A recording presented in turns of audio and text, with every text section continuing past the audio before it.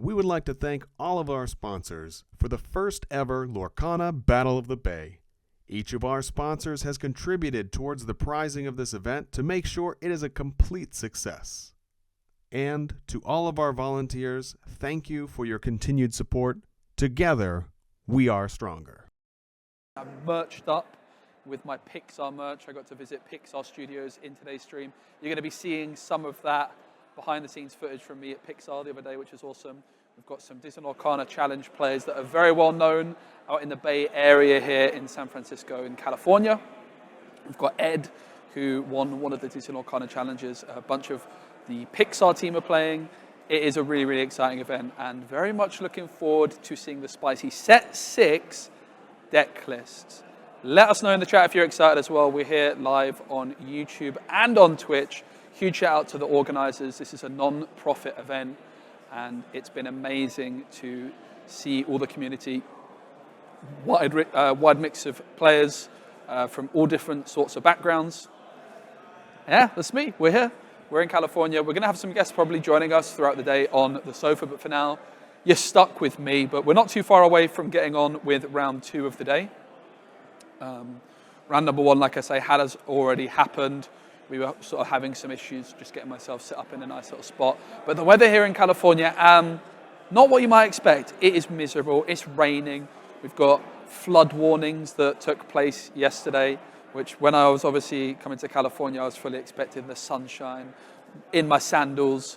But yeah, unfortunately, it's very, very wet. And speaking of Ed, here you see the player to the right, Ed, Disney Lorcana Challenge champion, was the champion of around the 3rd or 4th Lorcana Challenge in America. I think a set 5 tournament.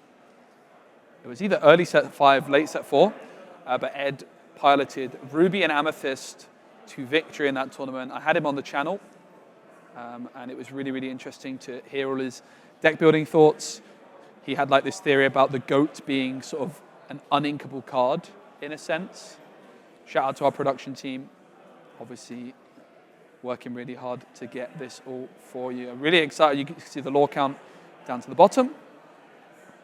But obviously, as we get going today, we're going to be, I'm just getting into the swing of things here, working out how everything's working. We've had a few, basically we got into the venue a little bit later than planned, which is why we're starting the stream here for round 1. But obviously, as time goes on, things I'm sure are going to get more smooth. It is a 2-game format. And that means that the players here in Swiss, it's going to be 8 rounds of Swiss. We've got over 128 players. So we were expecting maybe 7 rounds of Swiss, but it's actually going to be 8. So a long old day, and this is round 2. It is going to be the 2-game format where for each game win, you get 3 points. But if you can get that 2-0, it's going to be a 7-pointer. It's going to be Chernabog's followers inked. And then it's going to be 1 ink spent on that popsicle there. So we've got some, I think it was Chernabog's followers inked, if I'm not mistaken. For Ed, it's going to be Magic Broom inked and Chernabog's followers of their own. I can see a legendary Sisu in the hand there for the opponent to the left. I'm going to try and find out the name of our player here to the left. Like I say, we're just getting ourselves set up this morning. But Ed, very well known for Amethyst, and it looks like that might be the case again. It is going to be closed deck lists. 2 ink. And it's going to be the Tipo. Tipo, of course, the set 5 card. 1-2 stat line. But Ed's not messing around. He quested the Chernobogs, inks an enchanted Maui, and in comes the snake, bouncing that Chernabog's followers back to the hand. So Ed revealing fully now that they are playing Ruby and Amethyst, that classic color combination. I think it's the first set 6 card of the tournament, or at least for the broadcast here. It's Sail the Azurite Sea for 2 ink.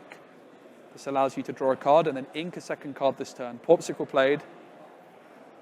And that double ink then coming through. 5 ink now on the board thanks to Sail and Tipo. And another copy of Sail the Azurite Sea. Look at this. Now a 3rd card can be inked this turn, and that is exactly what happens. That is a lot of ink. And an ice block for good measure.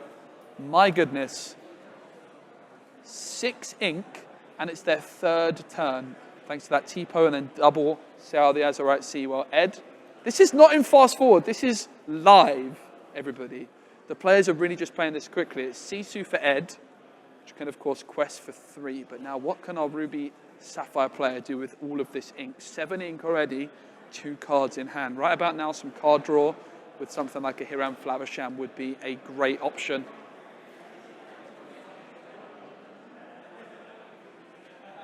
Let us know in the chat if you're excited. It's going to be nothing played, I don't think, for Ruby Sapphire, but then Ed with the rabbit, as well as that questing with the Sisu and the snake. We saw that Chatterbox followers questing as well, so I believe they're up at, I think, 5 or 6 lore right now.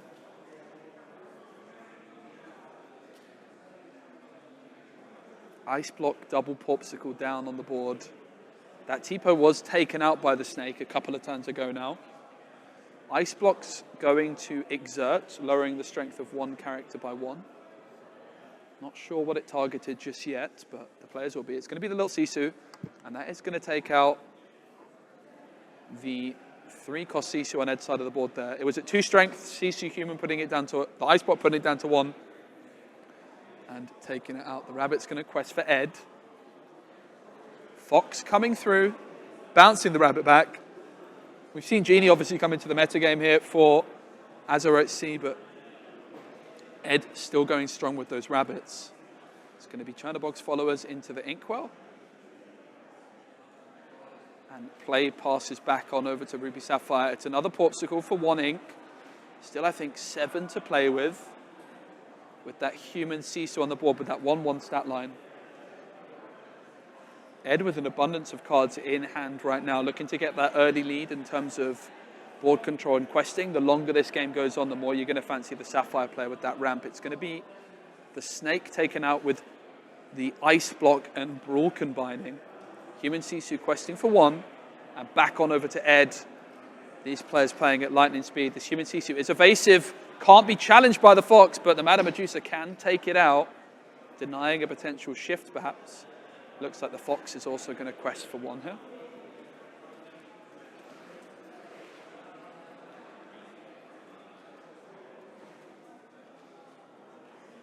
It's going to be a lucky dime for 7 ink on the board, but nothing to target with yet. Just an abundance of items, but items, while nice, are not how you win the game. Need some characters to get some questing in. More questing for Ed, who also is sat on a Madame Medusa. Be prepared, lots of Ruby threats. It's going to be Maui into the ink, and another Sisu. Ed really going wide with this board. Can quest for a total of 5 each turn. It's going to be a new card, it's Yokai. Yokai, do you know what? I'm not even 100% certain what it does. I know it's got a 4/4 stat line, it quests for 2, and it has some synergy with items and drawing cards. I'm sure the chat's got us covered. It's going to be Madame Medusa dealing with that Yokai. I thought it was a 4/4 stat line. Clearly it's a 3/3 though. Ed really, really playing nice and quickly. We'll get that lore update for you as soon as possible, everybody. Of course, the longer the day goes on, the more settled everyone's going to be here. The production team working super hard to get everything. So you can just see the phone screen there recording lore. I think we'll just try and get that in shot for you.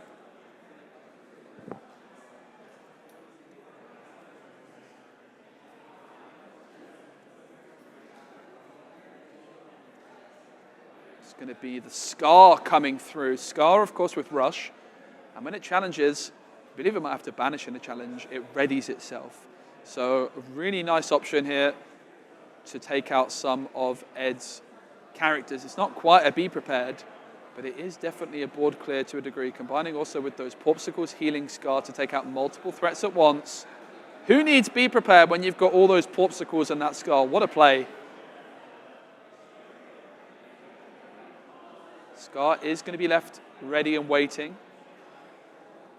And it's going to be another rabbit, though, for Ed, spending another 4 ink. When I spoke with Ed in my interview way back after he won his Lorcana Challenge, he talked about getting to about 12 ink with a Ruby Amethyst deck, so you can make plays like double Castle Goat. It's definitely a well-documented strategy of Ed, who's very well known in the wider Lorcana community, but particularly here in the Bay Area.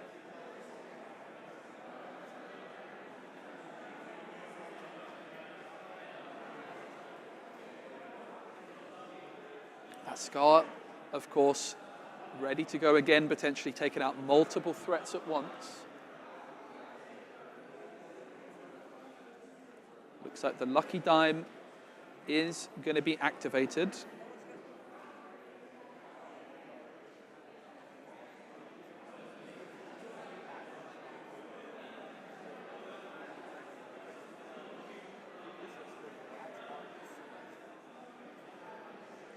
Scar ready to go again. It's going to be the Be Prepared, actually sung by Scar though, so costing no ink at all. So Ruby Sapphire still with an abundance of ink to play with, but is there much to go alongside it? It's not going to happen.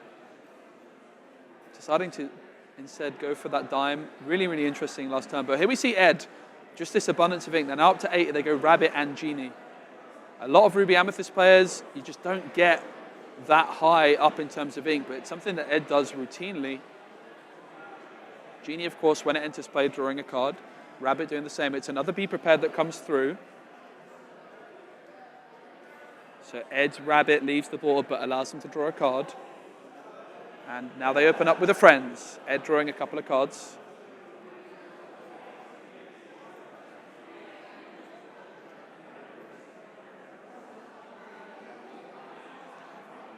Okay, I'm just getting into my Discord here, so it's Kevin is our other player, so apologies there to Kevin. I'm just getting myself set up for the day as well. That double Flynn Rider from Ed, demanding an answer, and while there's no board clear, Kevin answers with that Maui, becoming the highest strength character on the board. But here, Ed going to quest for 3. The question is are they at 8 or at 18? I think that might be. Is that the 20 or is that the 10? It looks like that is the 20. Ed taking game number 1. Those players, Ed and Kevin, not messing around, playing incredibly quickly. And Ed just really making use of those rabbits, those genies, drawing an abundance of cards, getting that early lore in. We saw them have that turn 1 Chernobog into the snake. There was Sisu on turn 3 from Ed. And then they just continue to put threat after threat down onto the board. Yeah, big shout out to everyone here in the Bay Area. This is Lorcana Battle of the Bay. We've got around 128 players.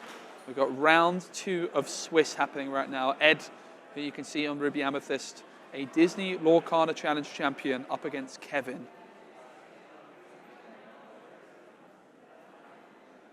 It is closed deck lists. However, we will be moving on to an open deck list format into the top cut. I'm just taking a look at some of the lists here in front of me, and I can see that Ed's list on Ruby Amethyst is definitely a little bit different to what you might expect. 3 copies of the new Genie in there for Ed, as well as 3 rabbits. And in terms of other set 6 cards, you might think that's it, but no. There's also a couple copies of Maui Shark, and very interestingly, a couple copies of a set 1 first chapter card you don't see that often, which is Dragonfire. Dragonfire, of course, this 5-cost uninkable card, which can banish a chosen character, and not a card that we've really seen in competitive play since the first chapter. But with Maui Shark, whenever it banishes something in a challenge, you can add an action card from your discard back into your hand. So Ed looking to reuse those Dragonfires multiple times. So it's a really interesting setup. They also have a couple Tremaines, a couple Medusas in there. And then on the other side, Kevin has some Maui Sharks of their own, it would seem. Yeah, 3 Maui Sharks. They also have 3 copies of the Yokai card that we saw them play down in that game, as well as a copy of a Pirate's Life. So the Yokai, whenever this character quests, you return 1 of your items to your hand to pay 2 ink less for the next item you play this turn. But Ed coming out on top in game number 1. Hope everyone's enjoying the stream. Let us know what decks you're excited to see this weekend. It's a long day ahead of us. 8 rounds of Swiss, then into a top cut. So I've got my coffee ready for the day. I'm Pixar'd up, guys. I got to visit Pixar Studios on Thursday, which is very local to where the tournament here is being held. We've actually got some Pixar employees competing today. And let me tell you, they do not mess about. We've got some very, very strong players. But here we are in game 2. It's going to be Chernobog's followers and Flynn Rider down on the board for Ed. And Kevin started things off with that Popsicle. Ed's going to be going first in game 2. It is the 2-game format, each player being able to go first once. So Ed took down game 1 despite being the player going second. And in this 2-game format, of course, 2-game wins is going to get you 7 points. That's what Ed's looking for. And this Flynn Rider could spell danger because it's already started to gain an abundance of lore. Ed already at 6 lore this early on. That Flynn Rider and Sisu combo is not easy to deal with. Kevin going to be looking for something like a Brawl on turn 3. No ice block yet for Kevin. We saw Kevin making use of that ice block human Sisu combo. It's going to be Sail the Azurite Sea on 2. This is going to allow Kevin to ink more. And in most matchups, this is going to be nice. You're looking to do what Sapphire does, which is get a big pool of ink as quickly as possible. However, with that Flynn Rider frenemy on the opponent's side of the board, there is danger, even in this double sail play. So going to be a triple ink turn here for Kevin, looking to get up to that board clear as quickly as they possibly can. But that Flynn Rider is going to be gaining lore at a lightning pace. Before the turn even starts, it's going to be Ed gaining 3 lore thanks to that Flynn Rider. They're almost halfway to 20 already. And there's another Flynn Rider in hand just for good measure. Ed at 3 ink right now. Nothing to brawl. Of course, can quest with the board. It's going to be brawl into the inkwell. And a goat just for good measure. Ed now halfway there. Is going to quest with everything else for a total of 4. Has the option, of course, of drawing with the Chernobog's followers, but is going to leave it on the board. Kevin now draws, is at 5 ink currently, I believe. So could ink this turn up to 6, but of course that Be Prepared is going to cost 7.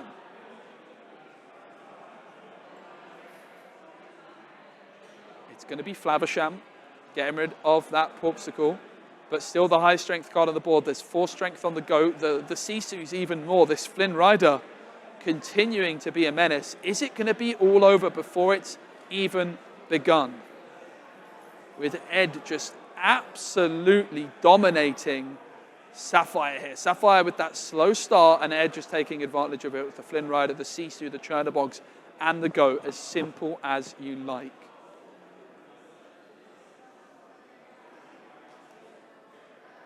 It's going to pass back on over to Ed. Flynn Rider's going to gain the lore, and that's 20 already. It's Ed taking it down 2 games to 0. They're going to be getting themselves that bonus point for a total of 7 points. Ed, a Disney Lorcana Challenge champion, and it's clear to see why. An absolute master of Ruby Amethyst, not messing around at all here in round 2 of Battle of the Bay. All right, that was game 2, round 2. Ed taking it down. I might see if we can get Ed to come on over and join us and have a little word with him about that, because that was very, very quick indeed. But yeah, we're here in California, in the San Francisco Bay Area. We're in the middle of a bit of a stormy week, but the weather today, while we're inside, is looking quite nice and shiny. We've got a lovely little venue, around 128 players. Let us know how everyone is doing in the chat. I hope you're enjoying it. Yeah, it is a set 6 tournament. Good to see you, Rachel. It is 2-game format. Hey, Blackout. That was so speedy, wasn't it? Are you recording this to upload? Yeah, we'll be making some videos from it as well. And the YouTube VOD will be live a lot of the time. Hey, Joe, just want to let you know that we're going to I like do 22 watching and minutes playing, of but feel like the 2-game format and we're going to take it over to Pixar in a little bit. Just a little bit quiet in my ear. I'm going to try and turn you up. Man, don't know if I should fiddle with that. Hey, Joe, we're going to cut to Pixar in a little bit. All right, so I was at Pixar Studios the other day, and I got some recording done. So we're about to go and watch myself at Pixar Studios. I haven't seen this yet. I'm quite excited. Let's go. Pixar. Yep, so here I'm at Pixar Studios in California, which is absolutely mental to be here. And just had a tour of the studio. We played some Lorcana up in the top room. I played against 4 different Pixar employees. They have a little locals that they go to at the studio. You're clear, and I Joe. got smoked. I lost 4 games, winning 0 times. I kind of like that. That shows you the Pixar guys, they know what they're doing. They play Lorcana and they take it pretty seriously, which is really, really amazing. Really cool facilities. You can see there's like a little soccer pitch over here, or football as I'd like to call it. We went through and looked at the animation studios as well, where there's always these custom offices that the animators have built themselves. There was a submarine, there was a castle, there was like a little tiki hut, which people had turned into their own offices.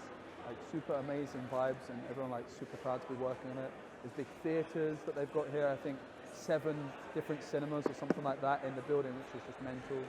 And the Steve Jobs building, as its name, with like really cool architecture. We learned all about it. We saw a lot of the old history of Pixar. Absolutely mind-blowing to be here, super surreal. And wow, it's been so much fun to meet all of the guys working at Pixar, and really looking forward to Pixar coming to Lorcana, as I'm sure they are as well. We know that's coming in 2026. Super amazing to be here, and what a day it's been. So cool to be here, so surreal. Yeah. Yeah. Do you have a favorite Pixar film? That's a good question. Not to put you on the spot. I watched Soul. I really liked Soul. Oh, yeah. And I really loved Elemental recently. Oh yeah, I love it's that such one. a lovely film. Because I've been watching quite a lot recently, a lot of like mainly Disney films, to be honest, because Lorcana. Yeah, sure. But at the same time, I've been watching quite a few Pixar ones more recently. Nice. Historically, it would have to probably be Finding Nemo. Oh, yeah. Good. That's such a Very good wet. one. Go wrong. Yeah, it's usually not like this, I swear. Okay, I am here back again, and I'm actually. Do you want to come squeeze in next to me? I'm joined by Ed. I have How's a it going? microphone here, so we'll try and share. Yep, hello. So Ed, that was pretty speedy. Yeah, open the nuts. Against red blue, yeah, if you open the nuts on the play, it's very hard to lose. And he kind of just had a slow start. Even when he was on the play, I think he ran out of juice really fast by playing sail and just like inking his whole hand. So I think that is like a problem that people don't think about with sail in particular. Like you do get to ink an additional time, but you run out of juice really quickly. So that's like something to be aware about. Yeah, with the one jump, you can often like sing it with Tipo and maybe get to 7 attempts sooner than he was able to, right? Yeah. But by the time he was at 6 ink, he'd already got to 20. Yeah, I mean, when he was on the play though, like he was able to ink to like 7 ink, but he had to like pass because he just had nothing. Yeah, he just had to pass because he had like nothing to do. So, if you have nothing to do, then yeah, you'll probably lose against Ruby Amethyst. Yeah. Okay, so you're playing Ruby Amethyst, and there's a few things about your list a little bit different compared with previous sets. I had it just in front of me, so I noticed that you've got the genie in there, but you haven't dropped the rabbits. You've got a bit of a split of rabbits and genie, Yeah. and you've also got the Maui shark in there. Were you tempted by any other set 6 cards, or were these the main 2 that caught your eye? Yeah, I think it's mostly Genie, to be honest, and I only kind of experimented with Shark recently because with Shark, I kind of like the fact that you're able to kind of like cycle back some of your actions, and I thought that just having Brawl and Friends and like B-Prep was a little bit low. I mean, I did cut some of the B-Preps to add the Dragonfires into the deck, and I thought it'd be interesting to try to like, attack something, Dragonfire, recycle the Dragonfire. So I wanted to have like a little bit more diversity, especially like once we get to Top Cut, it'll be like an open deck list, right? And I wanted to have a little bit more kind of different answers to cards in the meta. Yeah, so Dragonfire obviously in there. Are you using the normal Dragonfire or the DLC of course, participation? I have a one? ton of those, so I was Nice. really happy that I was actually able to use those. Yeah. Because otherwise, yeah, they're just kind of collecting dust. So I think in a shell like this, I think it makes sense to play Dragonfire. And I had some predictions that there will be other kind of Maui Shark decks in the field. And if you kind of look at the shell like from before, there was actually not many answers to the Maui Shark. So I wanted to like add something so I can like deal with those as well. Was there any other actions you were tempted by? For example, there's a new 7 cost, which is similar to Dragonfire, but it draws a Energy card. Blast, right? Were you ever tempted by that? So I think I did think about that card, but I think in particular, I wanted something in the 5 slot because right now there's just Elsa and Maui. And I realized the 5 cost Maui is kind of not great against a lot of the current meta decks because like, for example, like if you're in the mirror and they go like Genie, like the Maui actually really doesn't do anything, and the Elsa is kind of what puts in a lot of the work. So I wanted to have something else in that 5 slot, and I thought that this Dragonfire fit very nicely. Something else I kind of noticed were people playing, like in Green Steel, they're playing like the Pluto, Beast, and just like Diablo in general, right? And this Dragonfire is actually a very clean answer to those cards. So I think it kind of pulls double duty in that sense as well. Also, just noticing the difference between your list you won the Lorcana Challenge with. You still got that legendary Sisu in. I think it was just one that you had when you won the challenge. 2. It was 2 then as well, so Yeah. still sticking strong with that Sisu. Yeah, so I think Sisu is pretty good right now just because I think a lot of people are playing some like green style decks, and Sisu is really good against those green decks. And I've also seen some like kind of yellow, like not necessarily aggro, but just like kind of they try to go wide and play a bunch of these like small things. So I think Sisu puts a lot of work in there. And also in the mirror, now that people, or from what I've seen, a lot of people are playing tons of genies, tons of rabbits. Right? Yes. And this Sisu is able to like, remove those very, very nicely. And also Quest for 3, which is actually very relevant in the mirror as well. No one-cost Diablos. Were you ever tempted? You've got 4 copies of the Chernobog's Followers and 4 copies of the Brooms already. Yeah, so I mean, earlier in the meta, I did try the 1-cost 0 attack Diablo. And the issue I had with him was that he wasn't really able to like contest anything. And I think it's very similar with the 1-cost Moana as well. Like, yes, it's like a pretty big body for like a 1-cost, like 3/2. It's pretty big. But I wanted a little bit more interaction with my opponent, and those cards didn't really provide me the interaction. Moana can't challenge unless you have a captain. Yeah, and I yeah, don't there's think no there's good- any captains, right? No good captains in red purple, right? So I think that those cards are probably better in like a more aggressive strategy. But I wanted more cards that are able to kind of interact with my opponent, especially like if they play like aggro and they're playing like the 1/1s, like Lilo Maleficent or like Curse Merfolk. I definitely wanted some way to attack those and not just like kind of lose the game like on the draw specifically. And you've also got 2 Medusas and 2 Tremaines. I mean, I think more recently we've been seeing people go heavier on Medusa and less heavy on Tremaine, but you've actually got 2 of each. Yeah. So I think that's another kind of like open deck list kind of choice. Like if they don't know what they're gonna play against, then it makes it a little bit more awkward for them to like make certain plays, right? And just having more options is really nice. I think I think nowadays it's like you can't really go too much on one side or the other, but because you'll lose to the other matchups. So I think right now they're still like can deal with most decks. Like you can still play those cards against most decks, right? Like they'll always kill something, and you can like pick them up with like the Madam Min package if you need to reuse them against certain matchups, right? So I think 2/2 is a nice balance. You don't get clogged with them too often, but there's still enough where you can see them when you want to and reuse them when you want to. Awesome. So you have stuck with Ruby Amethyst. It's a deck which we know you're very confident on. Do you think it's good enough to, for example, win Paris coming up next week or in a couple of weeks? I think Ruby Amethyst is one of those things that get better as like the meta develops, because you're able to kind of see what everyone else is playing and then kind of react to it and play more cards that you think are more favored. For example, right? Like let's say for example like Emerald Steel becomes very popular, then you probably want to increase your counts of like Medusa, Sisu, Maui, Shark, Dragonfire. Like those things are very good against like Emerald Steel, right? So if it becomes that way, then I think it really has a good chance. But the deck is very adaptable. I think it really has a good chance to like win any tournament if you kind of put the right tech choices inside. Do you think there's a deck that you're particularly worried about seeing? I mean, maybe that's one of the advantages of Ruby Amethyst is usually it's got an even matchups across the board. Do you think there's anything you'd particularly struggle against? I try to make this deck like have a little bit of game, like you said, like 50-50, and you try to skill diff. But I mean, Emerald Steel is still very scary, and like I definitely had to make some concessions. Like I realized sometimes the B prep, it seems like it would be good against that deck, but it often gets ripped from your hand. Yeah. And I wanted to have some answer to like Diablo in Cove, or like Beast in Cove with like that additional Dragonfire instead, and then having some of these like Maui Half Sharks to kind of block the Diablo from questing. So I did make some concessions to try to like even that matchup a little bit, and sometimes if they have the net draws, like you still can't do anything about it. So yeah, Emerald Steel is a very scary deck, I would say. And I would say there's some like hyper aggro decks where if they're on the play, they open like one drop, or Daisy double Daisy, those type of things. Like you probably lose as well. But other than that, I feel like this deck still has a lot of game into like most of the meta.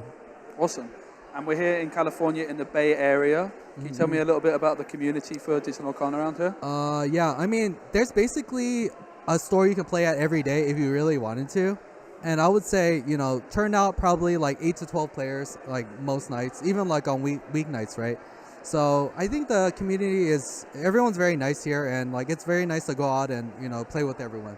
So yeah, if you're out here, yeah, come check out all the stores. I mean, let me think. So there's like the store I primarily go to is Game Castle Fremont, and they run their leagues on like Tuesday nights at 7 p.m. and they have like a free play night on Wednesday. And yeah, there's a ton of stores. There's like a bunch of the Legends chain that they run league on like Wednesday, but they run it at 4 o'clock to 6 o'clock, which is kind of strange because like most people are still working, right? And then Game Castle Fremont does their Wednesday like 6 o'clock to like 8 o'clock. And then Redwood City does theirs from 7 to 9. And then Friday, Magitech 7 to 9. And Saturday, I think Tofu's does theirs. So yeah, there's a ton of like Lorcana out here. And if you want to come play, then yeah, come check it out. Yeah, and I hear usually it's not raining this much. Yeah, I think you came at like literally the most rainiest time of the year because the meme is like sunny California, right? And most of the time it's literally I think like you came in like 2 days ago maybe. Yes. And it wasn't raining yet, right? It wasn't raining too much. We had to do a few loops around because it was so windy on the plane, and then it's just been raining ever since. Yeah, but it's not raining now, but I'm inside now. So. It'll come back. Yeah. Okay, so any predictions outside of yourself? Is there anyone else that we should be keeping an eye on in this tournament? To be honest, I think everyone I've seen is actually trying something new, which is good. Like especially like I would say this is probably like our first major tournament, right, of set 6. Yep. So I see a lot of people like actually go out of their comfort picks and play like different decks. So honestly, I have no idea. So like that's why my deck looks like this, to be honest. Like I have no idea what anybody is doing. So I want to kind of just have a little bit of game into like all of them just to see where we end up, right? And I'm sure after today my list will be totally different. But this is kind of just like my day one. I've seen like a lot of like new decks. I mean, not necessarily new because I know a lot of people like, oh, they're repackaging the deck, right? Yeah. But I think, for example, like Green Purple getting that go-go actually makes the deck completely different in how you have to play against it. Because before, like, if you put damage on things, you can't really get punished, right? But now there's like that go-go bounce go-go play. Like if you have like an Elsa with 4 damage, you just take like 8. So I think that type of thing like is a little bit more scary, especially I would say like a go-go deck. If I had to make a prediction that's not red purple, it's probably some kind of go-go deck I think will do very well today because of just like how much burst power that it has. I've seen there's a few Amethyst Steel players out there as well. Definitely a deck I'm interested in seeing how that can perform. I think overall the meta's looking quite open, but you can still expect those decks which we're used to doing very well continue to be popular. Things like Ruby Sapphire, Emerald Steel with Diablo as well. And there's quite a lot of debate going on at the moment, Ed, about Diablo and how some players are maybe calling for it to be banned.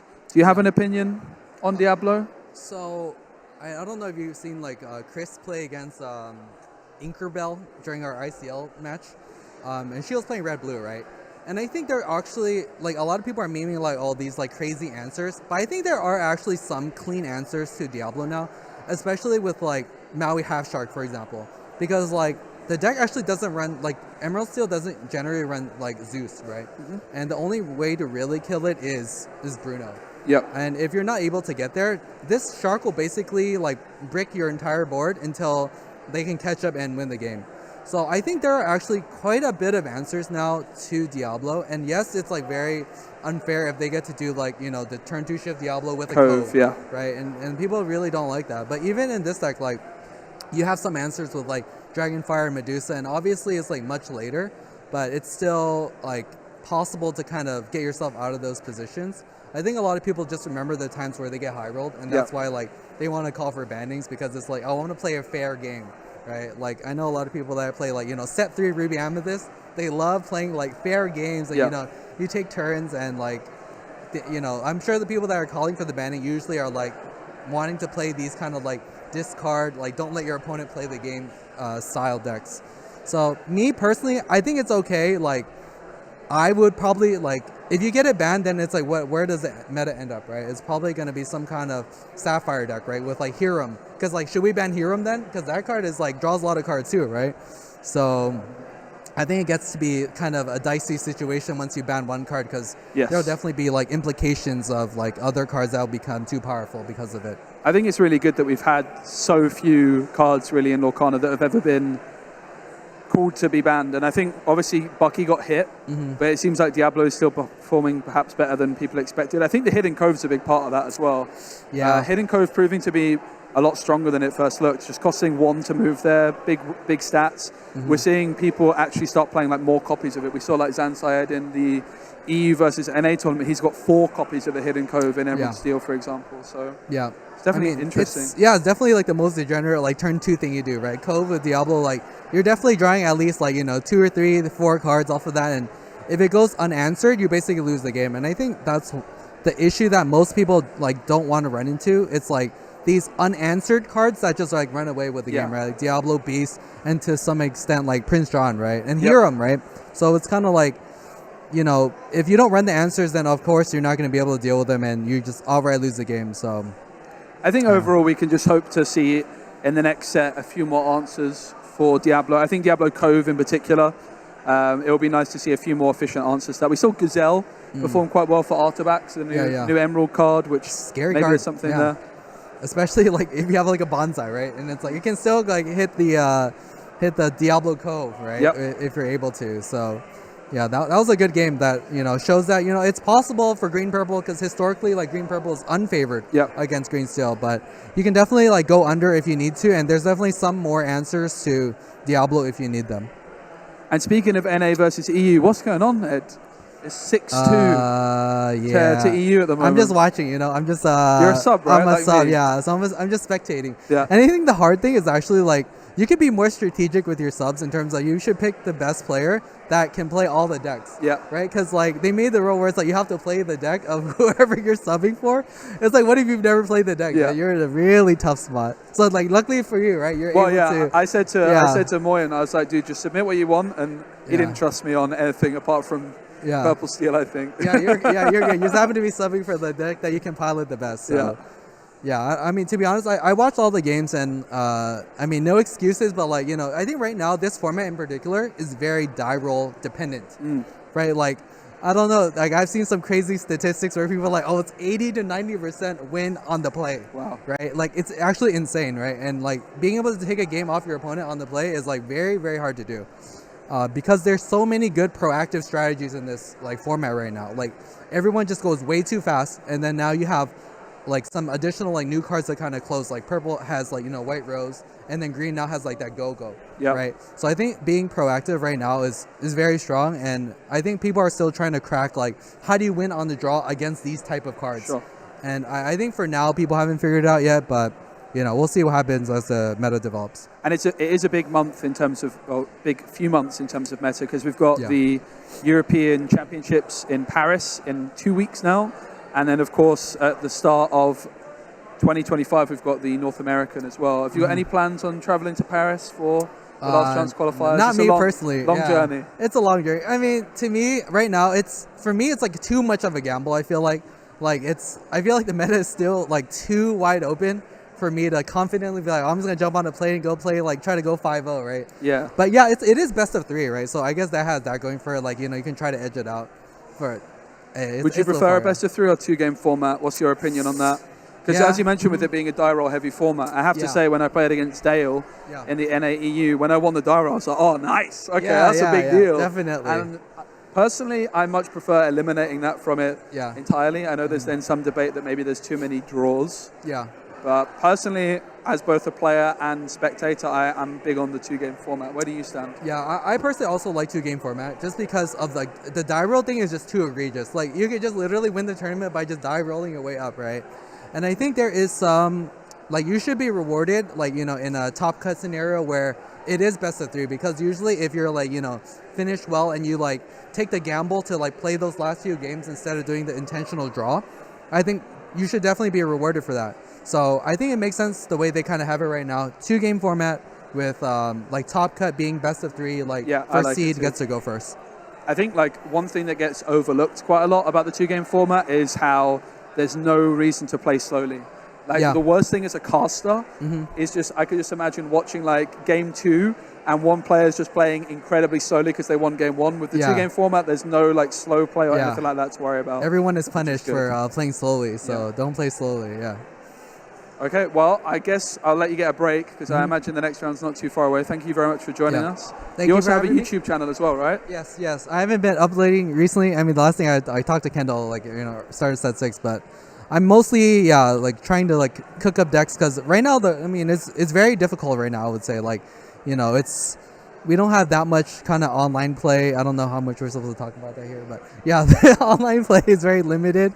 But like everyone's still trying to figure it out, and so am I, right? Like I'm just like everyone's trying to figure out what the best thing to do is, and like I don't feel that confident reporting on something that I'm not confident in, right?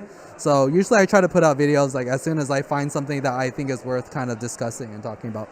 Awesome. And if people want to, we'll get a link in. What is the YouTube channel name? Yeah, so you can find me on Twitter and YouTube at Ed Lorcana.